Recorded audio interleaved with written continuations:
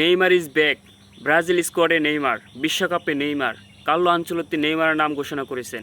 এই যে ব্রাজিলের স্কোয়াড, বিশ্বকাপের স্কোয়াড, এটা নিয়েই ব্রাজিল হেক্সা মিশনে যাবে, হেক্সা কমপ্লিট করবে।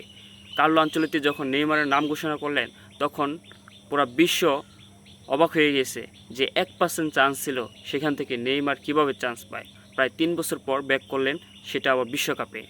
নেইমারের নাম ঘোষণা করার পর পুরো সাংবাদিকরা খুশি, পুরো ব্রাজিল খুশি, নেইমারের ফ্যানরা খুশি। ব্রাজিলের স্কোয়াডটিতে আপনার পছন্দের খেলোয়াড়কে অবশ্যই কমেন্টে জানাবেন। এই স্কোয়াডটিতে কে সুযোগ পায় নাই, কার সুযোগ থাকা উচিত ছিল, সেটাও কমেন্ট করে জানাবেন। স্কোয়াডটি কেমন হয়েছে অবশ্যই কমেন্ট করবেন। নেইমার ব্যাক করেছে এবং বিশ্বকাপে তিনি খেলবেন, তার পায়ের জাদু দেখাবেন।